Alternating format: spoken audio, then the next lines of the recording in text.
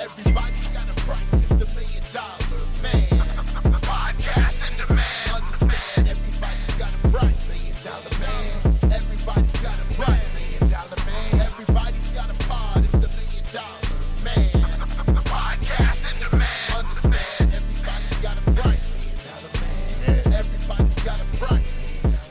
What's up, everybody? It's Marcus D'Angelo, and we are back for another episode of Everybody's Got a Pod. And of course, I am joined by the $1 million man. He's back. He's the Hall of Famer. It's Ted DiBiase. Ted, what's going on, my friend? Brother, tomorrow is Thanksgiving, and I feel good because I'm home with my family. You might say I feel like $1 million. So anyway, who wouldn't? I'm ready to rock and roll, brother. Let's do it. Man, who wouldn't feel like $1 million? There's football, there's family, there's a ton of food. This is truly the most wonderful time of the year. Can't get any better than that, you know. Oh, brother, I'm pumped up about it, and I'm also pumped up about what we're doing here today. It's our 7th edition of Ask Ted Anything, and Ted, incredibly, you got more than 300 fan questions whenever you put out for this online. I don't think we're going to be able to get up to all of them. No, there's no way. But I mean, it just goes to show people absolutely love picking your brain. And I'm excited to go through some of these great questions with you. But before we do, you guys know what I'm up to. Get over to our YouTube channel at youtube.com/@everybody's-got-a-pod and get subscribed. We've got some stories that you will not hear on the podcast over there that we drop every single Monday as YouTube exclusive clips. We have short bite-sized videos from the podcast, and we're doing two giveaways. This time it's Ted's new Target exclusive. Hang on, let me get all these together. It's Ted's new Target exclusive action figure. And we've also got, hopefully everybody can see this, I picked up one of those. I think that's a Walmart special. A Walmart exclusive. Yes, sir. The Walmart exclusive WWE Superstars, like the He-Man style figure. By the way, Ted, I just saw that they're releasing more action figures of you. Did you see that? No. Yep, just came out. They did a big announcement. They announced it? Yeah, it was like last week or something. I meant to text it to you and totally forgot. But yeah, I'll send you a screen grab of the action figures. Hey, keep them coming.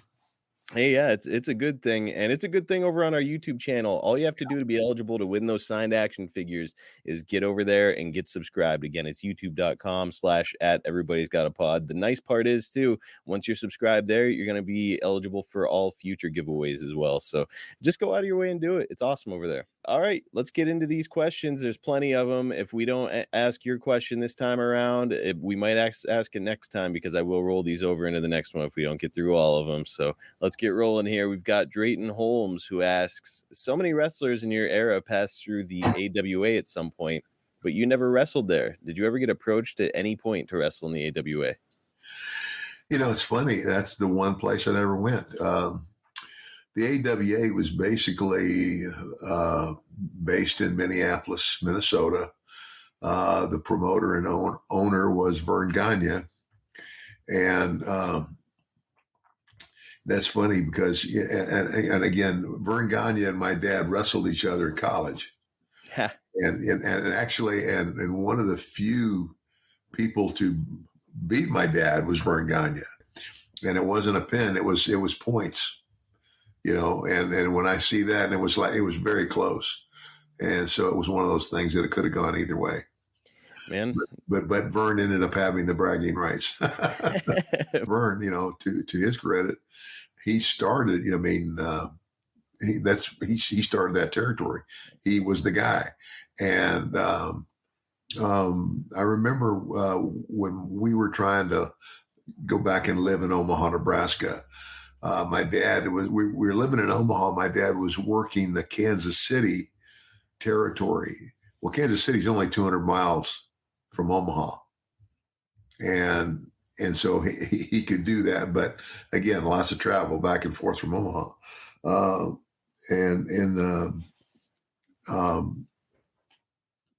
But in Omaha, the TV in Omaha was not, the TV in Omaha was coming out of, I think, Minnesota or it was local. But I know Vern Gagne came down because he was he was always on the show.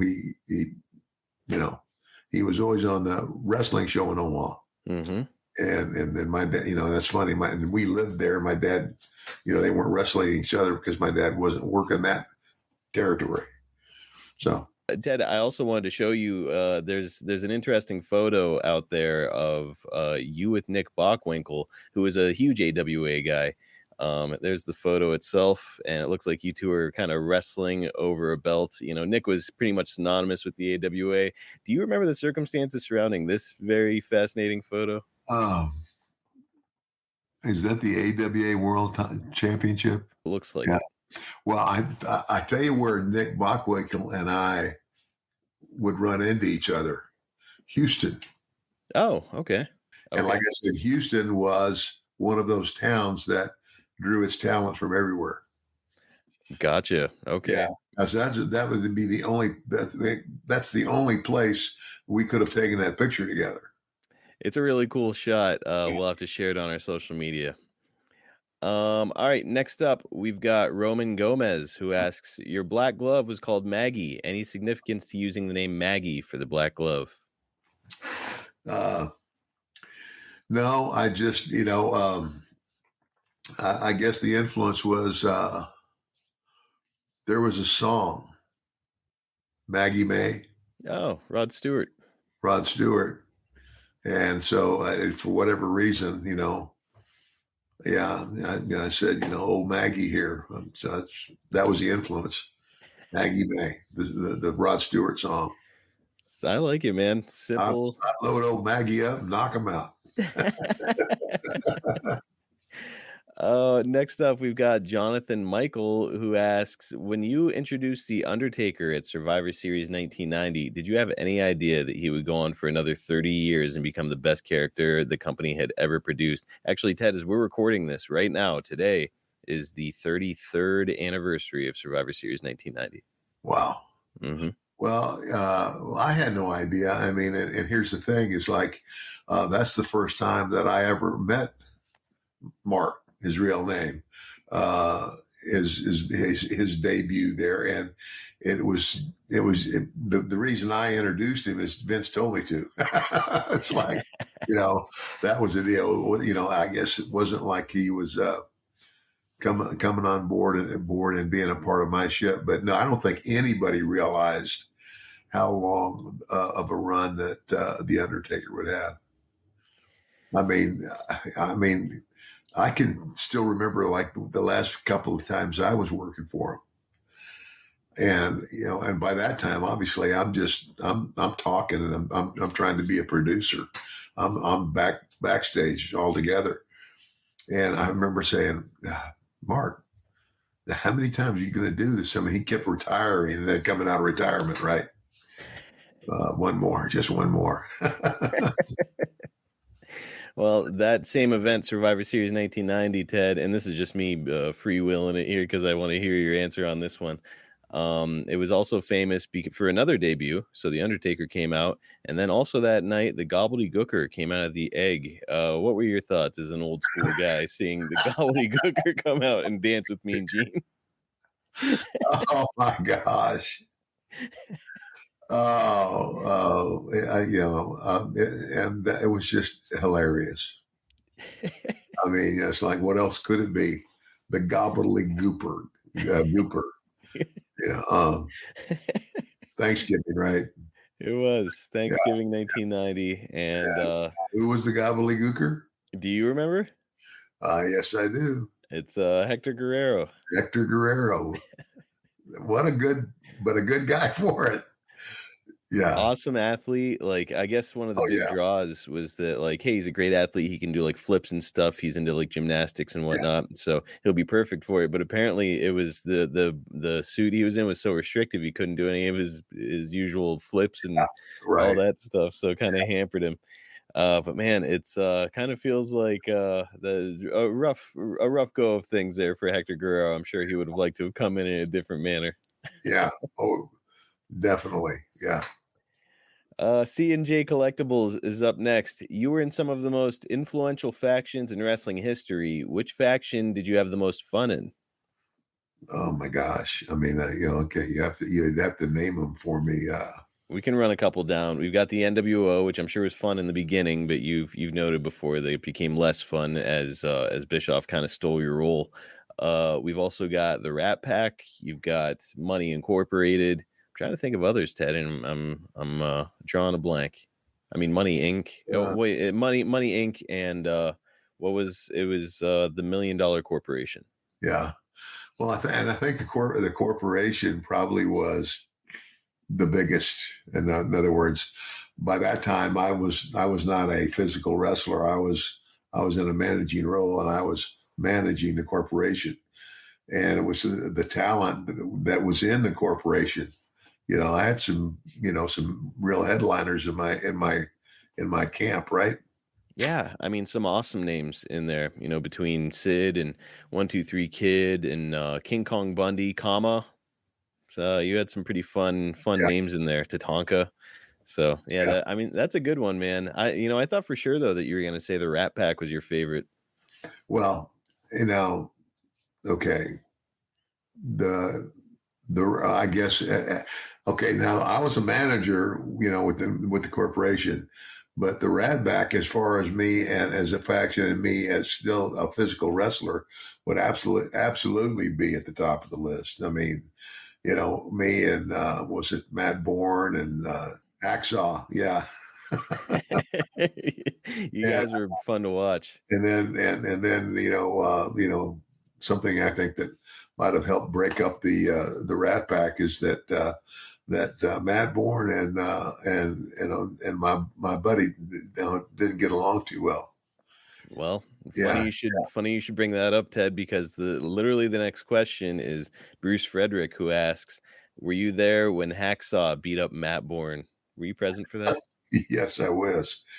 I was. I was there. It's kind of like uh, Matt had to be put in his place. And I don't know why. What the big deal was with and I can't remember. I mean, did they you know I think it was maybe fighting over okay, Ted's number one because I'm the leader of the Rat Pack, and who's number two. Well, interestingly, so I also do a podcast with Hacksaw on adfreeshows.com, and it's an exclusive over there. So go check it out. It's called the Hacksaw Hour. And I spoke to him about it, and he was saying that at one point, Matt was apparently being rough with some woman at a bar, and Jim kind of escorted her into a car and away from Matt. And then Matt kicked a dent into Hacksaw's car. And so that prompted So, Hacksaw to come after him. Does that okay. ring a bell for you? See, no, you know what? I never got that story. Never got that far in it. Heard the rest of the story. Now, there was also and this was covered on Dark Side of the Ring because apparently some guy in the crowd came after Jim. Jim punched him, knocked him down, and to Jim, okay, that's the end of it. But apparently, while the guy was down, Matt Bourne took the liberty of kicking the guy in the face badly enough to break his orbital bone, and then a lawsuit ensued. Were you there whenever that incident took place? I think I was. Yeah. Now that you brought it up, yeah, that was bad. Yeah, and cost Jim And some money. if I'd have been Jim, I'd have been pissed off too. Yeah, I mean, the guy's already down on the ground. It's over. Jim got Yeah, him. and so number one, Jim's attacked by the guy Hmm. and just puts him down, and then more. It's like in my opinion, Jim shouldn't have been part of that lawsuit. That I agree. lawsuit should have been on Matt Bourne. Period. Well, the way that Jim tells it, apparently Matt skipped town. He left the territory at that time and got out of Mid-South and, apparently never incurred any legal fees. So Jim was kind of stuck with it. Wow. Yep. Bruce has got another follow-up on this, or not this, but another follow-up on a fight story. Were you there when John Nord and Butch Reed got into their big fist fight in Mid-South? Um, I don't. You know what? I don't think I was. For whatever reason, I wasn't there. But I mean, obviously, I was. I found out about it because it was like right away. We were wrestling every night. So Yeah. Oh, apparently the fight got pretty bad, and then Watts was like, okay, you guys. He actually kind of made them finish it. He was like, okay, if you guys got to get this out of your system, so you fight each other right here and now. And that's what I've been told over the years. So that sounds like a Bill Watts way to approach it, right? oh yeah, that's Bill. Next up, we've got Jameson Ross Spargo, who asks, "Who's your favorite and least favorite Booker?" Wow. Who? Well, when I was working for Bill Watts, um, one of the guys that booked for Bill and did a very good job was Buck Robley. Ah, okay. You know, and trying to think. When I first went to Atlanta, I'm trying to think who. You would think that okay. Oli? No, not only the guy and they were brothers. Robert Fuller. Ah, okay. Robert Fuller, nice guy, but I'm sorry. When it comes to booking wrestling, he didn't know his ass from a hole in the ground. Horrible booker. And actually, and Jim Barnett obviously was the guy that everybody had to answer to. And eventually he got Buck Robley to come in there, and Buck saved it. I mean, yeah, it was kind of like what Jim Barnett told Robert Fuller was there. Basically, he told him, he said, there's the possibility that Ted DiBiase is in line for being the next NWA or one of the next NWA world champions. Get him over. The way he got me over was he put me with himself in tag team matches. So he wasn't just getting me over; he was trying to get his own butt over, And so anyway, it didn't last very long, and yeah, that's maybe not the way to do it. No, but I mean, just in general, the booking was just horrible. Buck Robley, I've heard that he was an interesting character as well. What was he like? Buck was, I mean, Buck liked his weed. He liked to smoke that weed, but brother, it didn't affect him. His knowledge of the wrestling business was very good. I mean, and he booked very well. He booked for Bill. I mean, Bill Watts isn't going to get you to be a booker if you're not worth the shit. So he was one of the guys that booked for Bill. And another guy that booked for Bill that was very good was Ernie Ladd. Oh, yeah. The big cat, man. He was good. Very good. Smart guy, from everything I've heard, and well respected by everybody. Yes. Yes, sir. Okay, let's take a minute to discuss our fantastic sponsor that is changing the lives of men everywhere. Of course, we are talking about Blue Chew. Are you ready to perform with the confidence of the $1 million man in the bedroom? Are you ready to leave your partner feeling like $1 million? Are you ready to get that thing so hard you could go hunting with it? If the answer to all those questions is yes, it's time for you to give Blue Chew a try. Blue Chew can help increase your performance and regain that old confidence where it counts the very most. Blue Chew is a unique online service that delivers the same active ingredients as Viagra, Cialis, and Levitra, but in chewable tablets and at a fraction of the cost. You can take them anytime, day or night, so that you can plan ahead or be ready when that opportunity springs up. The process is simple. Sign up at BlueChew.com, consult with one of their licensed medical providers, and once you're approved, you'll receive your prescription within days.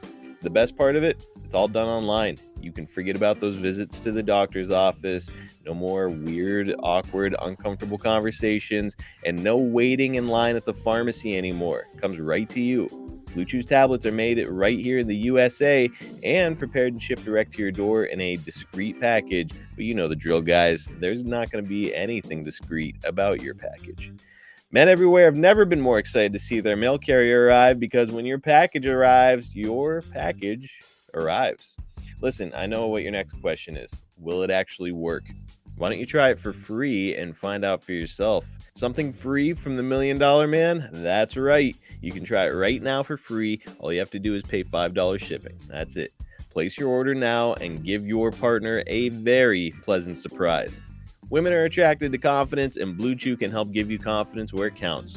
Don't wait any longer. Time to chew it and do it. Take advantage of our special deal. Again, you can try Blue Chew free when you use our promo code EGAP at checkout. Just pay $5 shipping.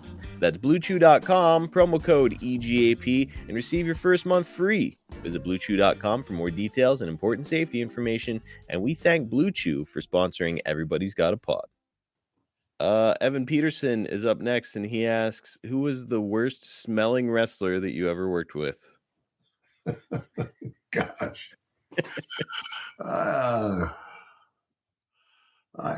don't think I ever had the opportunity to have to experience that. Really? I really don't. I can't remember. No, that's something that you would remember, is like, oh my God, that guy really stunk. But no, I don't think. Everybody always talks about Vader probably being the worst if they worked with him. I know that you never ended up working with him. But Jake recently told me about working with Andre, and how Andre was a little gassy in the ring. Did you ever experience that? Well, I mean, gassy's one thing. I mean, gassy's like, he's in there cutting farts, and but I mean, you got to understand, I was never Andre's opponent. I was always Andre's partner, always. So you were in a good spot. You didn't have to deal with that. I've got to tell the story. And we're in Japan. I may have told it before. We're in Japan. And we just gotten there. We drop our bags, and everybody's going to go out and get something to eat. And so hit the elevator button, and the door opens, and there's Andre. He says, "Let's go eat, boss." Okay. And the elevator starts down, and it stops like on every other floor. And every time the door opens, 2 or 3 more little Japanese people get on the elevator. Now, Marcus, you and I, and any rational person, would have said 3 stops ago that the elevator was full. Mm-hmm. Okay? Not in Japan. You see, Japan, the whole country, the entire country is about the size of the state of California. Mm-hmm. But the population of Japan is half that of the United States. Insane. Yes, and that's really stacking them up. So anyway, so yeah, okay. They keep getting on. Andre reaches over and gives me a little tap, and I looked up at him, and he winked at me. The door closes, and the next thing you hear is the loudest, longest fart I can ever remember in my life. I mean, I'm looking straight forward, and I'm thinking to myself, I know it's the giant, but how could any human possibly have that much air in their body?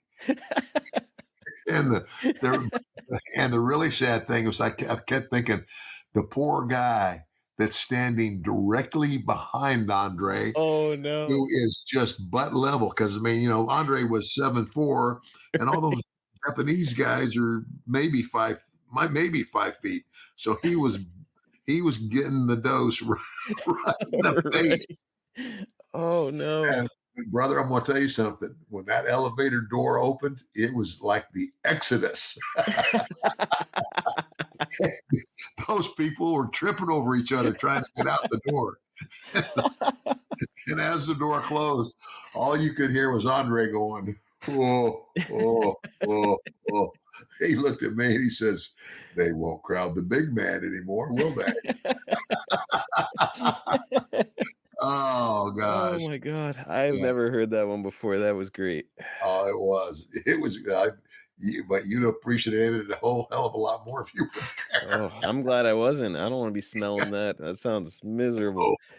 Oh, Oh, Lord. uh, That is something else. I see the whole time I was picturing his back against the back of the elevator. I wasn't picturing somebody behind him. That is brutal. That is brutal. mm. It's gonna be hard to beat that, but we'll try. Red Morris is up next, and he asks, "Did you ever have to work against someone who is really high or really drunk?" Ah, I don't know. I don't think so. That's pretty No. lucky. Yeah. Uh, I fortunately never had to do that. And and I'll be honest with you, if anything like that would have happened, if I would have gotten in the ring with anybody and I realized that they were just drunk on their butt or high as a kite, I would end the match very quickly. And then, and then when we got back in the dressing room, all hell would break loose Yeah, for because sure. this person's kind of taking another I person's mean, life it's in their kind of hands. like, because the first rule of wrestling is my first job is to take care of the other guy's body Hmm. because we're doing bumps and all that other stuff. And there's times when things, you get sweaty and so you slip. It's almost you're the idea is this: you're always going to try to protect your opponent first, even at the risk of you getting hurt. Yeah, I know. I don't know. But you know what? It works. Yeah, and it sounds like most guys, for the most part, were Yeah. on the straight and narrow when they climb into the ring. Oh But yeah. you do hear the horror stories about some guys being drunk, some guy taking maybe too many somas before he goes to the ring, and almost never ends well. Yeah. Yeah. Next up, we've got Tony Weston who asks, "Who is the worst second generation wrestler of all time?" So we're always talking about the skills of second generation wrestlers. Who do you think is the worst you've ever seen? A second generation wrestler. Oh gosh, I don't know. Name some. Well, it's I think that what I'm guessing Tony is referencing or just saw before he asked that question is Ric Flair's son, David. Now David, I've been around him I think once, and he seemed like a really nice guy, and I'm sure he's a great human being, but he was not his dad in the wrestling ring, and you could certainly see that. So that's one of the names that stands out, at least for me personally, as somebody who just wasn't cut out for wrestling. Yeah, and and of course, I met that, but I've never seen him in the ring ever. Ah, I okay. didn't I didn't know he ever was in the ring. And it's probably why, because it was short lived. It would have been right after you left WCW. He came to WCW and started to get kind of like a mini push, because of who he was. But yeah, it was. It took about 30 seconds of watching him in a match to see, like, okay, he is definitely not ready. Yeah, Yeah, yeah, so unfortunate. yeah. I'm trying to think of second generation guys. Most of the second generation guys I know were good. Um, Orton. Um, uh, who else? Uh, the Guerreros, Yeah, Cody. Cody. Yeah, Jake. Yeah. I can't think of any others right offhand, but the ones that I can recall were pretty good. Robert E. DeWitt is up next. Who is the hardest or most dangerous wrestler to work with? I've heard Goldberg was a bit dangerous with his work ethic, and a lot of wrestlers didn't want to work with him. What's your opinion? So, Ted, we know that the Ultimate Warrior is at the very top of your list when it comes to. You took the words out of my mouth. The ultimate idiot. See, That's what I called it. The ultimate idiot. I knew where you were going. I'm sorry he couldn't find his ass with both hands. Is there anybody else though that stands out as somebody that you would get in there and just have trouble getting a good match out of? Uh,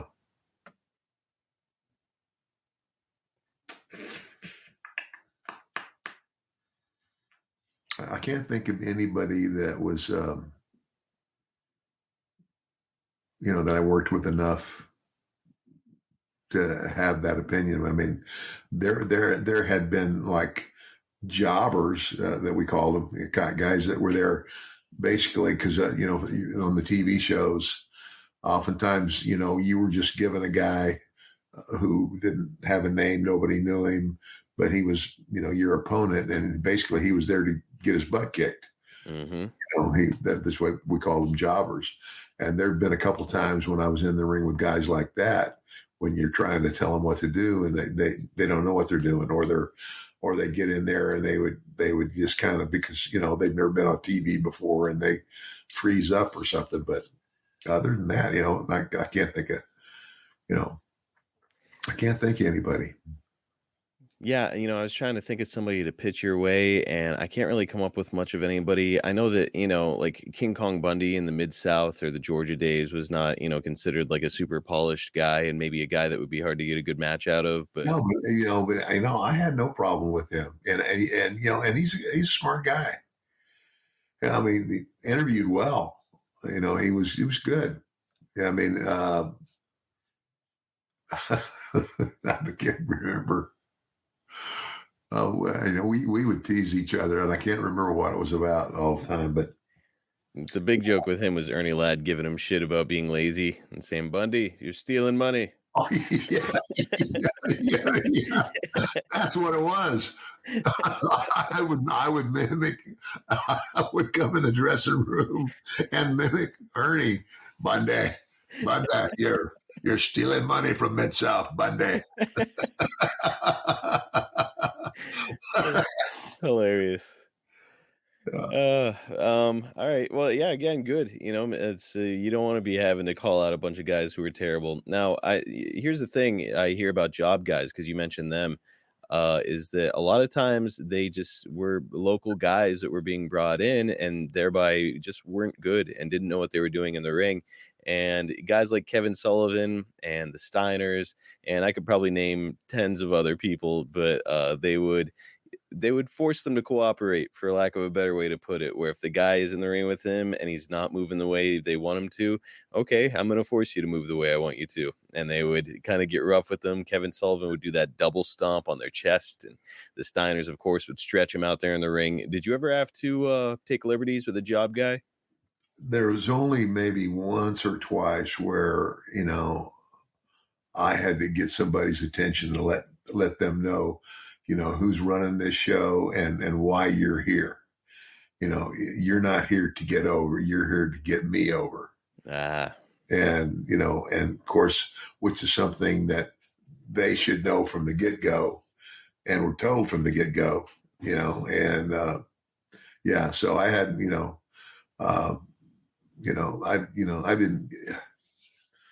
I didn't rough too many people up, that wasn't in my nature, but I would rough them up enough to get their attention. Just like a quick stiff shot to say like, all right, wake up, let's go. Yeah. Yeah. Uh-huh. All right.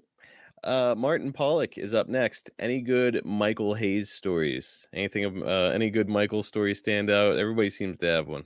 Oh gosh, I loved Michael Hayes. I still do. I'm gonna tell you something. Michael Hayes is really a sharp guy, and he gets a lot of ideas. I mean, he was, he and I think he and Gordy were the original Freebirds, and then Buddy was added later. And I'll tell you what, Buddy's really good too. I would say of the three, Terry Gordy and Buddy Roberts would be your best workers. Mm-hmm. And I would say Terry probably really good because I had some matches. I worked with Terry even in Japan, because we'd been on tours together over there. And I loved his work. Michael is a great idea guy. Michael be a great idea. Like, okay, well, let's do this for a finish. But Michael in the ring, it's like he was rough. He was a little rough around the edges, and I never considered Michael like a tremendous worker. He had the flamboyance of the team and the charisma. Yeah. Again, you know what Michael had? Charisma, ton of it. Yep. He was the mouthpiece for the Freebirds, and he did it very well. Terry Gordy, before he wound up, of course, having that unfortunate situation on the airplane. I've heard from just about everybody, like an absolutely remarkable worker. Yes, I couldn't agree more. Next up, we've got Ed Reese, who's got a simple question, but I don't know if you've spent much time watching this guy. So let's see. He wants to know, what do you think of CM Punk? I think he's pretty good. I don't know him that well. I mean, I've run into him a couple of times. Like, I've seen him at an autograph session or two. I mean, he's a likable guy. But I haven't watched. And again, mea culpa, mea culpa, mea culpa. But I haven't watched a lot of wrestling for a very long time. And did I love the business? Yeah. Do I still love the business? Yeah. I wish them all well. But it's hard for me to watch the current product because I just don't agree with what they're doing. It's kind of like I watch the men, and it looks like a tumbling act. Mm-hmm. High spot. Why would you call something a high spot? It's because somewhere in a match where you're on the mat grappling and trying to get the advantage, then all of a sudden you get up and you go off and hit the ropes and tackle and whatever. High spot. That's a high spot. In a 20-minute match, I might have, done 6 or 7 high spots or 8 high spots, but it's not just one high spot after the other. It's not like, and selling. The reason nothing gets over is you have to sell it to get it over. If you're really getting hurt, then you need to act like you're really getting hurt, And so if you're getting your butt kicked and then the guy clotheslines you over the top rope to the floor and you bounce up like a jackrabbit and like you never got, hit. I want you guys to understand or listen to me, what I'm trying to say here. What I see missing, and I hate to say this, but especially with the guys, is believability. Mm-hmm. Of course, everybody knows that wrestling is show business now. Okay. But I always used to say this: I'm going to go in there and I'm going to do the best that I can do to make this people believe what they're seeing. It's like when you walk into a good movie, when you see a good movie, why do some actors become megastars and some don't become stars? It's because the megastars are the ones that make you believe. During that 2 hours you're sitting, it's a movie. Mm-hmm. But during that 2 hours you're sitting in that seat, they can make you mad, they can make you cry, they play on your emotions. That's what a good wrestling match is supposed to do. And I haven't seen it done that way, I'll be honest, for a very long time. The real art is doing it in front of a live crowd. That's the difference. Back when I was a young wrestler, we wrestled every night in front of a different crowd. Sometimes weekly, but every night we got in the ring in front of a live crowd and had a match. And you listen to the crowd. Well, now, even in the developmental program, I think they only have a live show once a week. To me, that doesn't work. The old school way of learning our trade is gone. And that's the thing. I don't know how else to explain it. It's like, because you react off of the crowd, and it's kind of like, you might do something one night and get a great response from a crowd. You do it again the next night, and they don't if they don't respond the way you think they're going to, then you have to be smart enough to think on your feet and do something else that's going to get them where you want them. The reason Jake Roberts and I have such good chemistry in the ring is we both were raised in this business when it was taught the old school way. Mm-hmm. And I think he would agree with everything I'm saying right now. You know, you can't go out there and just you can't go out there and do the same thing every night. You can't. It's something that you have to feel, and it depends on the crowd, and the crowd's different every night. I mean, and again, when Jake and I wrestled, we talked in the ring the whole time.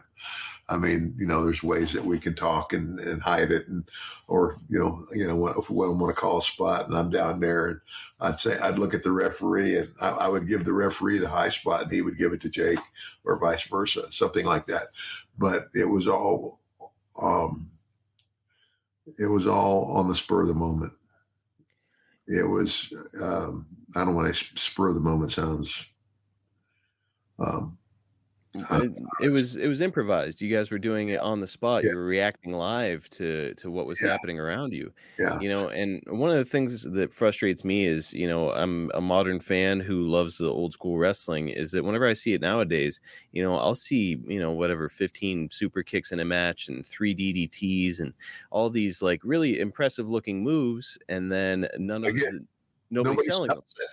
Right. And it's like, so after a while, it just becomes like white noise, where it's like if somebody hits a super kick and you're like, oh, cool, what's next? Where back in the day, it used to be somebody hits that super kick and you're like, oh, this might be the end of the match. Yeah. Okay, guys, the holiday season has arrived, and if your house is like mine, there is a lot to do and not a lot of time for preparing meals. By the time I finish up with work, I have to take care of my daughter or do a bunch of housework, take care of my holiday shopping, decorate the house, and the list just never seems to end. I don't want to do fast food or make some quick, unhealthy meal here at home either. That's why I absolutely love, and Ted and I both fully endorse, our sponsor, Factor, America's #1 ready-to-eat meal delivery service. Whether it's a nutritious, convenient meal for breakfast, lunch, or dinner, they've got me covered with dietitian-approved, ready-to-eat meals that come right to my door. I'm saving time, I'm eating well, I'm not spending a bunch of time doing dishes, and I'm staying on track with healthy meals that are done in minutes. With Factor, you can skip that extra trip to the grocery store and the chopping and prepping and cleaning up too, while still getting the flavor and nutritional quality you need. Factor's fresh, never frozen meals are ready in just 2 minutes, so all you have to do is heat and enjoy. Why not skip the stress of meal prepping over the holidays with Factor 2? Choose from 35 plus weekly flavor-packed, fresh, never frozen meals that support a healthy lifestyle and meet your personal meal preferences, all delivered right to your door and ready to eat inside of just 2 minutes. That's it. And if you're looking for special occasional meals during the holidays, you can level up with Gourmet Plus options prepared to perfection by chefs and ready to eat in record time. And look, if you're trying to watch what you eat during this time of year, it can be a struggle with all the delicious but high-calorie foods floating around out there. Well, with Factor, you can try delicious, dietitian-approved Calorie Smart meals with around or less than 550 calories per serving, which is absolutely perfect if you're trying to drop a couple pounds. Did I mention that you can enjoy extra convenience any time of day with an assortment of 45-plus add-ons to suit a variety of preferences? Choose from breakfast items like the delicious apple cinnamon pancakes, bacon and cheddar egg bites, and potato, bacon, and egg breakfast skillet. Or for an easy wellness boost, you can try refreshing beverage options like cold-pressed juices, shakes, and smoothies. This November, get Factor and enjoy eating well without the hassle. Simply choose your meals and enjoy fresh, flavor-packed meals delivered right to your door. And again, it's ready in just 2 minutes. You cannot buy that kind of time. No prep, no mess. It's time, guys. Head to factormeals.com/EGAP50 and use code EGAP50 to get 50% off. Again, that's code EGAP50 at factormeals.com/EGAP50 to save 50%. I cannot speak highly enough about this product. Ted and I were actually just talking about it. He got his shipment. He was saying how it's so convenient, how he loves not having to do dishes, especially with all the kids running around his house. And let me say, the meals are delicious. They've got some incredible options. If you're not doing Factor Meals, you are seriously missing out. Just give it a try and save 50% right now. Again, it's factormeals.com/EGAP50. And remember to use our code EGAP50 to get 50% off. Captain Class 87 asks, what wrestler from ECW would you have loved to square off with? Ted, did you ever watch a single second of ECW back in the day? Not really. It just does not seem like something that you'd be tuning into to me. No. But Taz, right? He was in WWE for a while. Mhm. I mean, for me, whenever I see old school ECW Taz in his prime, that seems like a guy that you would have had really good chemistry with. Are you familiar with much of his work? Not really. I mean, I heard good things about him. I've never heard, I've never heard, oh, that guy's horrible. No.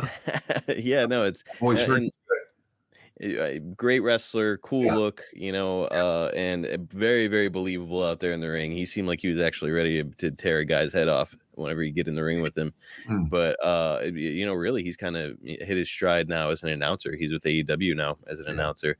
But I did want to ask too, before we get off the subject of ECW, have you spent any time around Paul Heyman at all? Not a lot. Really not a lot. I know Paul enough to say hello. Oh, Hey, okay. how you doing? How things going? But I've never had a time. I've never had any time. Like going to dinner or all that other stuff. I've never. It's like I probably not had more than a 5 minutes with him. Gotcha. Just see him in the building wherever we are. We're there. We're both there for the same reason, whatever. So anyway, but Okay. I don't know what's the general consensus on him. Generally speaking, he's considered nowadays possibly the greatest manager of all time, even over Bobby Heenan. A lot of people will put him, because he managed Brock Lesnar and now he manages Roman Reigns and his crew of guys. So a lot of people consider him the greatest to ever do it. Well, that might be, but I again, I don't want to. It's kind of like I don't want to because I don't see enough of today's wrestling to judge. I say that because every time I watch enough of today's wrestling, I'm serious. I can remember having conversations with Terry Funk. And Terry would get on the phone and he'd say, Teddy, did you see that shit the other night? And I said, Terry, stop watching it. I said, all it's going to do is make you mad. And sure as hell, I'd get on the phone with him again and he'd go, golly, did you see that stupid shit? I said, Terry, you're killing yourself. You're all it's going to do is make you mad. Oh man, some of the stuff that he was watching, I'm sure, if he's watching modern wrestling, it's oh boy, yeah. Yeah. I can see where a guy like Terry Funk would not be pleased. Matthew Golden is up next. What were your thoughts on Rick Martel? Why do you think he got completely out of wrestling? Another great heel, Rick. I don't know. I don't know. And I knew Rick. I didn't know him. It's like I didn't have I have a great relationship with Jake and there's a few other guys that I didn't get too close to too many guys, but there was a guy who was a great guy. Got along with him fine, and I just don't know. I don't know why he didn't stay. And That's a good question. Now that you asked the question, I'd like to know. Yeah, it's he doesn't even do appearances anymore. He's just Yeah. completely out, and I'm sure there's a ton of fans who would love to see him and get his autograph and picture and all that kind of thing, and he just doesn't do it. Which I mean, good for him. I've heard it's hard to get it out of your system, so he did it. Next up, we've got Kevin Cornahos, I think is how you say it. Did you ever wrestle in the Calgary Stampede territory, and have you ever visited the dungeon when the WWE came to Calgary? I have wrestled in Calgary, and I am very, very much aware of the story of uh, the family.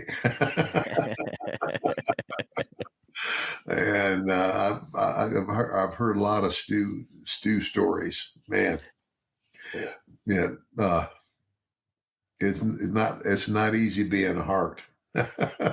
No, having a dungeon where your father would torture hopeful wrestlers down there in the basement is probably not. It's probably a pretty weird way to grow up. Did you ever set foot in the Hart house? Um, I don't think so. I don't think I did. And that's probably a good thing. I'm gonna guess that Stu Yeah. probably would have tried to get you to come down to the No, basement. I mean, by that time, Stu, the guys that suffered in the dungeon were guys that were just starting. Right. Yeah. It's like Stu's way of breaking you in and making you appreciate what's being done for you. The things I've heard, I could just picture Stu saying to you, like, "Oh, I've heard your father was a really good wrestler. Maybe you want to come downstairs and." Do you have a Stu impression? Or Yeah, something you can think went of? on, you go, okay, yes. You little bastard. I can still hear people imitating Stu Hart. Oh, Bruce does a great one. Bruce Pritchard. Oh, yeah. He's got a good one of just about everybody. Actually, speaking of somebody he does a great impression of, Chip Hodges wants to know, what was it like to work with the American Dream, Dusty Rhodes? That's the road of the American dream. There's an impression. Feel and the peel, funky like a monkey. Oh, flip flop and fly, if you will. All right, there you go, folks. That's an underrated impression by Ted I'm gonna tell you DiBiase. what, I loved the dream. Dusty Rhodes, and I tell you what, when Dusty Rhodes and Dick Murdoch were a tag team, I think they called them the Outlaws. I think that they went to Australia, I think, together or something. But the first time I met Dusty, it was in Dick Murdoch's house in Amarillo, and I, just, hey, how you doing? But I just, but I didn't get to appreciate how good Dusty was until I got the opportunity to have a program with him. When and then when he came back and Vince put the polka dots on him and stuff. I mean, I think it was a rib, but you know what? He took it and ran with it. Yep. He took it and made it work. And I think to his credit, what was that? What's Sapphire? He was Dusty. I could talk about Dusty all day. I did want to ask before we get off the subject of Dusty. Jake has said before that there was one guy that when he was early in his career that he was nervous getting into the ring with, and that's Dusty Rhodes, just because you're stepping into the ring with Dusty Rhodes. Yeah. How did you feel about stepping between the ropes with a legend in the business like Dusty? Well, by the time I got in the ring with Dusty, I'd been the $1 Million Man. I'd been in the business for years, and I had I had known Dusty. I mean, like I mean, it wasn't I wasn't terrified because I mean I just had great respect for who he was. And the fact that I was getting the opportunity to work with him. The ultimate showman. Oh yeah. All right, our last one this week. It's like, you know, this now there's a story he tells about me. Oh, And please. this is while I was back when I was working for the company, and I was, you know, I was part of the creative team.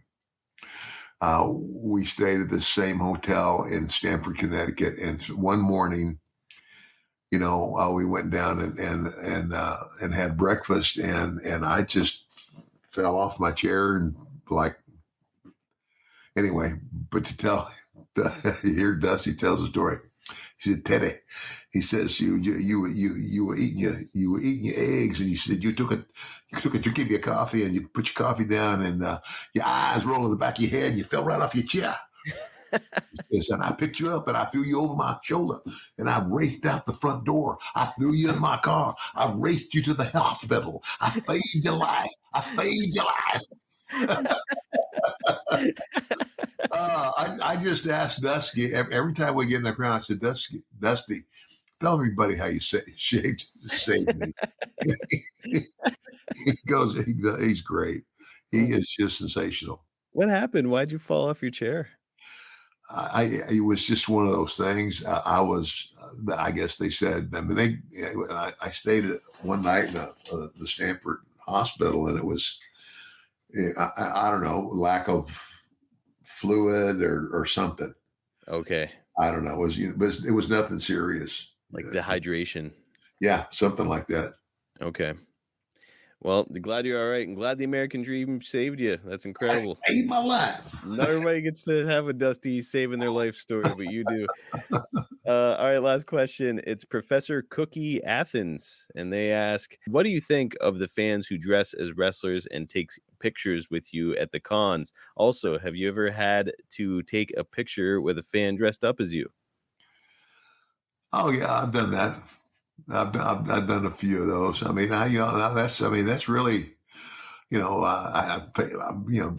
I'm grateful. It's like they thought enough of me as a character on a show they liked to actually dress up like me, and I mean, to make an outfit, you know, like, I mean, I've had couples come in with their newborn babies dressed like me.